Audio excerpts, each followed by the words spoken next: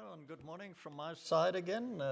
If you want to, we can continue to listen to the piano music, then we drop the health nugget. Is everybody in favor? Say aye. Anybody opposed?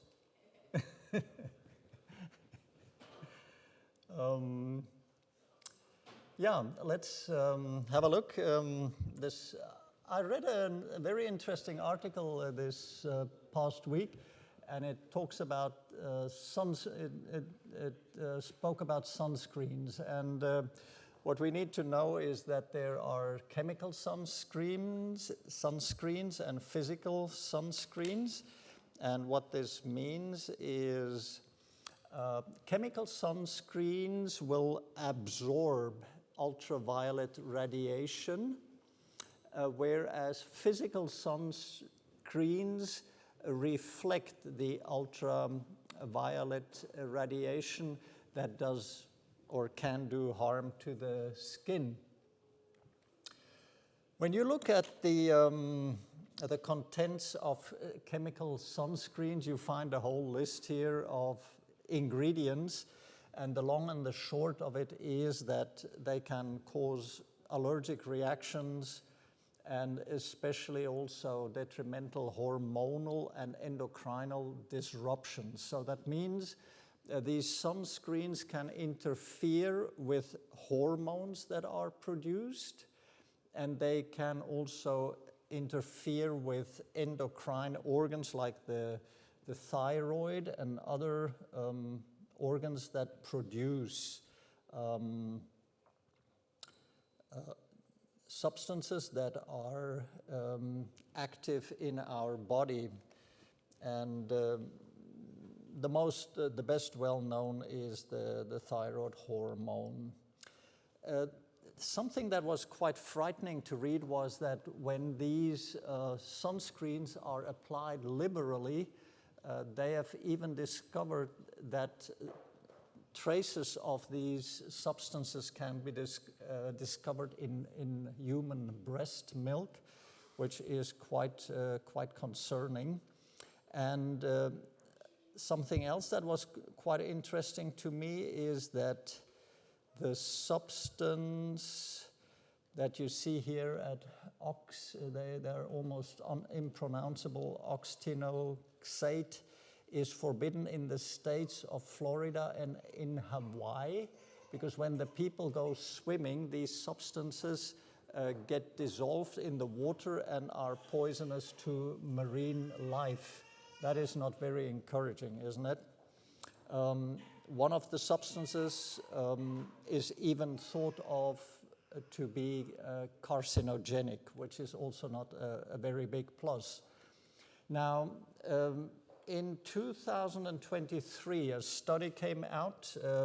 It was a study on 470,000 people that they looked at out of the UK skin cancer, out of the UK Biobank, and they looked at people, the amount of time they spent in the sun, the amount of lotion they used, at other risk factors, and the benefit of looking at these large numbers is that there are statistical methods to which I'm a stranger, I have to admit this, but you can tease out whether it is the sunscreen only, or whether it is the smoking, or whether it's the weight, or whether it's the age, or whether it is whatever risk factor that is involved. And that's why they can say, they use the term, the association remains intact even if all the other variables are taken account of. And what the study found, as you see it here on the screen, that people who use chemical sunscreens have a 1.4 higher risk for basal cell carcinoma, And for the squamous cell carcinoma, it is 1.26 or 126%, and frighteningly, almost a three times higher risk of occurrence for melanoma, the very thing that you actually want to protect for with sunscreen. But that is just to show, that sometimes things that are sold to you are not the optimal. Then you have the physical sunscreens, which are zinc oxide and titanium oxide. What they do is they reflect the UV rays, and there is something you need to know about this. When you read the term sun protection factor, you read, for instance, the number 15. That means if you put a cream on skin that is sun exposed and compare it to skin that is not sun exposed, and you see how long it takes for the sun to burn on the one hand that has no cream, and you look at the other hand that has the protective factor, then a sunscreen factor or sun protection factor of 15 means it takes 15 times longer for the sunburn to occur.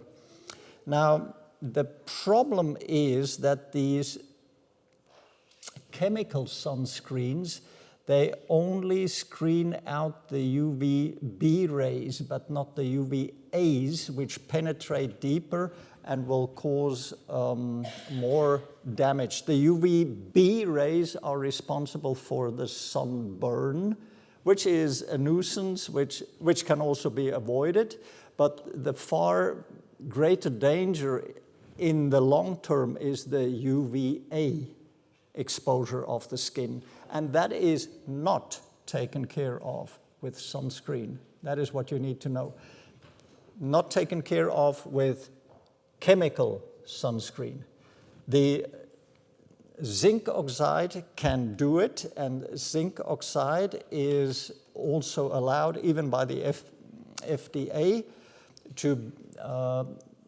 can be applied to newborn infants. It's absolutely harmless.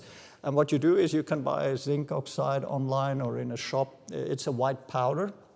You could basically mix it with some water, or if you want, you put it in an oil and put it on your skin where, in Switzerland I've seen this and I've wondered always, when you've got people that go into the Alps where you have heights of 9,000, 10,000, 11,000 feet. And I was with my school class, I once went on a tour through the Alps, and some of my colleagues and I, we at the midday break, we just were taking a little rest, lying in the sun, and we all got burned after 10 minutes. We had blisters here over our nose and cheeks. And then I understood why the guides who took us out, they had a white cream coming over their noses and their cheeks. It looked a little funny, but they didn't get sunburned because they had some zinc oxide in their faces.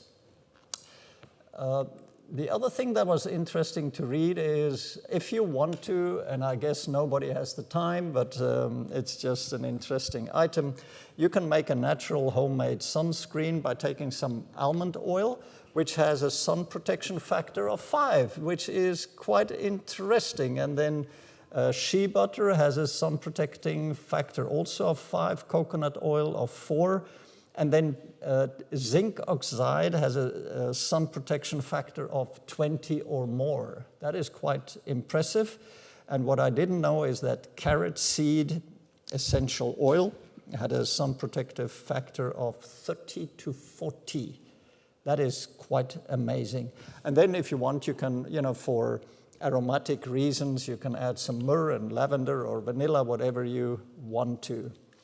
And just a little reminder, except for a blessed Sabbath, there's no need for sunscreen. Yes?